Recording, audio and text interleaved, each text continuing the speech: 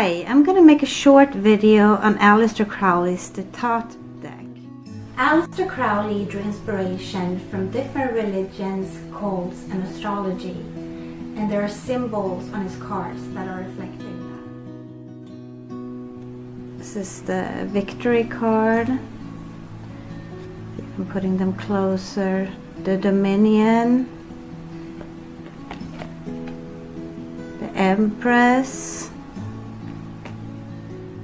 the Ruin. I'm gonna pause here and just show you the symbolism that you might miss by just glancing at the cards.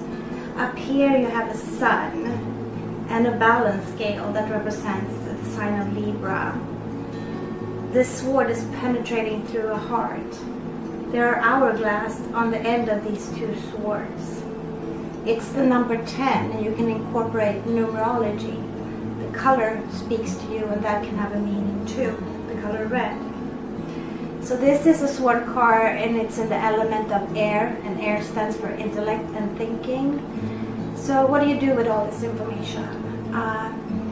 You have to take bits and pieces from what you read and what you hear from other tarot card readers, and also you have to form your own meaning at some point. What does this card mean to you? And once every card has a meaning, you will form a language which you will then use when you do tarot card readings.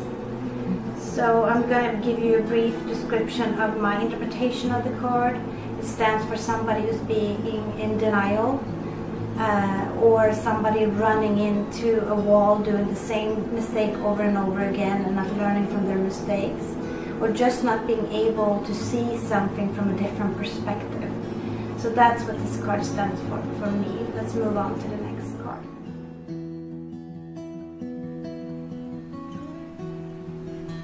Princess of Wands. This is just so you get an image of how his deck look. It was Frieda Harris, his assistant, who painted this deck. Aleister Crowley was an occultist. He was born in England 1875, and he died 1949. He was a spiritual seeker. He was a writer, and he wrote poems, and he wrote a lot of literature, and he also created this beautiful deck together with Frieda Harris. And she repainted the cards until they were in perfection. This is 10 of Wands. This is the art card from the Higher Arcana. Unfortunately, Aleister Crowley has a bad reputation. When I got my first deck, that was 22 years ago, I did not know that. If I would have listened to the rumors, maybe I wouldn't have got the deck. And I'm glad I didn't listen. He's been called a Satanist, and maybe during some time in his life when he was seeking different path, that he was going in and exploring the dark side of the occult. I do believe that probably made him an experience richer, because it's I think that we all have both angels and demons around us. I do believe that there is darkness and there is light, and it's all about getting that right balance.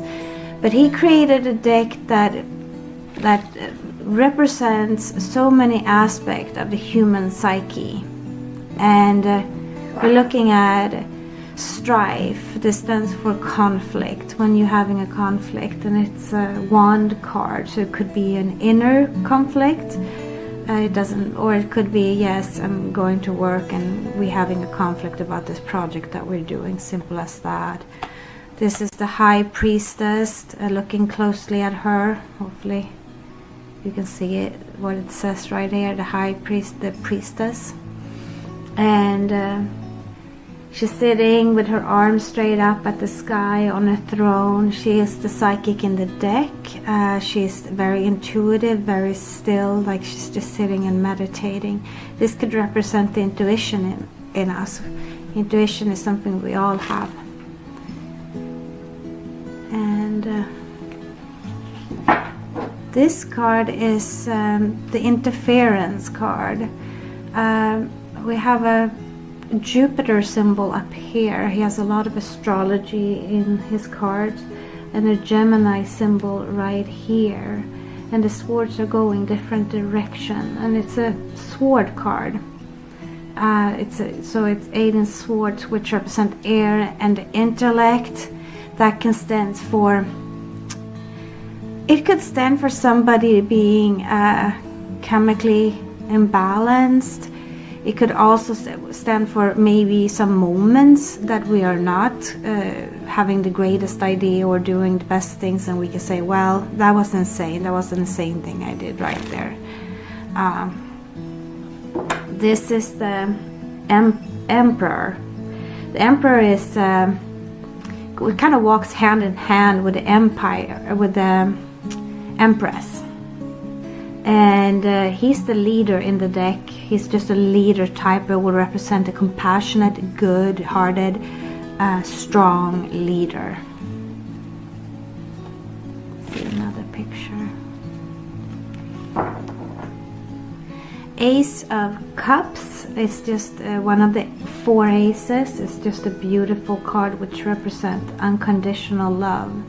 This is when the universe is blessing us with gifts and things are coming our way, and maybe we've been in a bind for a while, and then we get this card and just good things are coming our way. So I was wondering, why would a Satanist put all the effort in to make a card that is this beautiful and loving? So I think that was just some phase he had in his life, nothing to be scared of. And here's the Death card. None of the cards is anything to be scared of. They just represent and give us guidance in certain areas of our life. The Death card is letting go of something. It could be letting go of an idea, or letting go of a resentment. If we're angry with somebody, we feel better when we just let that go and not think about it anymore. That's what it stands for. We don't have to physically let go of something. We can just mentally let go of it. So we don't need to break up with a boyfriend if we get angry, but we can let go of the resentment towards him. There is actually a card in the deck that represents when you are leaving something behind completely. This is just mentally leaving it behind. It could be the Death card. If it comes up with a combination with another card, I might go in on that later. Not in this video. You know what? I decided to pause there because I was bringing up that the Death card needed another card supporting it to mean physical death, and that's how it is with most cards. Just randomly gonna pull one card. This is the Passion card. It says lust on it in Aleister Crowley's deck.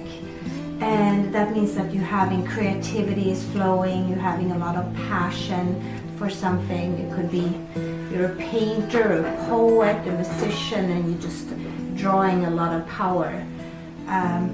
But let's say I need a supporting card to support that it's going to be good. Let's say it will be good or not, the music that's being created or whatever. Then I'm getting Princess of Cups coming up in a combination, and it means something else. It means that this person that's having the passion is kind of holding tight to that.